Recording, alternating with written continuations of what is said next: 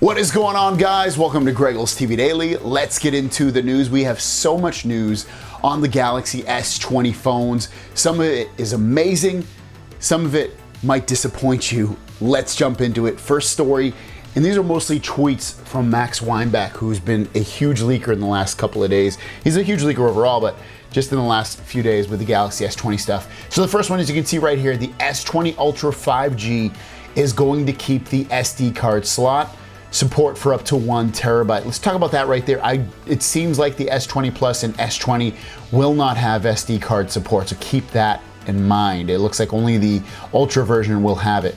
Also, the S20 Ultra 5G will be available in 128, 256, 512 gigabytes of storage. Kind of what I expected. I didn't expect Samsung to stick with 1 terabyte anymore of this, so I think 512 is going to where it's going to max out. Also, it'll have 12 and 16 gigabytes of RAM options. Remember, 12 is the max right now with any phone that Samsung has, and it looks like it's going to jump to 16 gigabytes with the S20 Ultra 5G. Crazy, crazy amount of RAM. Is it needed? Probably not. Will you get it? Maybe, right? Cameras, 108 megapixel main camera, 48 megapixel 10 times optical zoom camera, and a 12 megapixel ultra wide. Nothing too crazy that we didn't expect. The 10 times optical is a bit of a surprise though. That's crazy, crazy. Battery, 5,000 milliamp battery with 45 watt option to fast charge, and it'll fast charge it from 0 to 100 in 74 minutes. That's a 5,000 milliamp battery. Very, very fast charging. Awesome to see that there. Another tweet he put out is that all three S20s, S20, S20 Plus, S20 Ultra, will have, or should have, he's saying, eSIM support, which is the ability to not have to use a SIM card if you don't want to. A lot of time, like Pixel phones have a SIM card and an eSIM.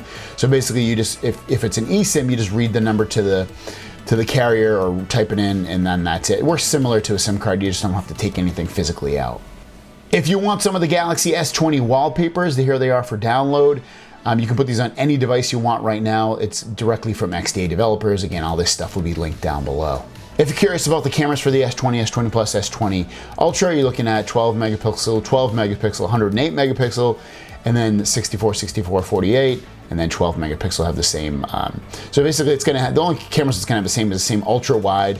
Also, time of flight will be on the S20 Plus and S20U. So there you go with the camera breakdown. This is where the disappointing noise comes into play. Ice Universe said it is now, and we talked about this, he went back and forth with this, but now he's saying it's confirmed.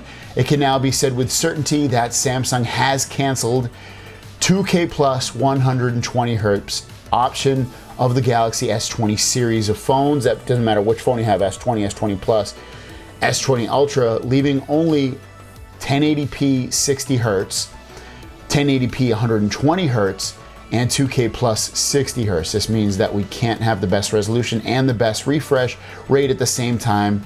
What is your opinion on this? And I think for me, it probably, if you just blind tested me with 1080 and 2K, I probably wouldn't even notice a difference. But in my mind, knowing this, it's disappointing. To break it down a little bit further, Max Weinbach went on to say it's a 3200 by 1440 display at 120 hertz. But when you enable 120 hertz, it sets the display rendering resolution to Full HD Plus, which will be 1400 by 1080. And when you enable WQHD Plus, which is 3200 by 1440, it disables 120, putting it back at 60 hertz. And then finishing up on the foldable phone, we get some more information. This is from Max Weinbach as well. The Galazy Flip Z has a 3300 milliamp battery along with a Snapdragon 855. This should be pretty okay, and everything about the same battery size as the mid-size S10. So you can see they're using last year's processor. The phone that you probably have has an 855, which is honestly perfectly fine. Very, very fast processor. And the last tweet he put out about the Galaxy Z Flip is that that's going to be the name for it. And he says that they're going to be using ultra thin glass and plastic. Samsung will be layering a plastic over the ultra thin glass for extra protection. If it gets scratched, it's only the plastic and not the display. So a ton of takeaways with today's leaks and news from today. 1080p plus 120 is going to be the only available option on the Galaxy S20 line of phones, no matter what you choose.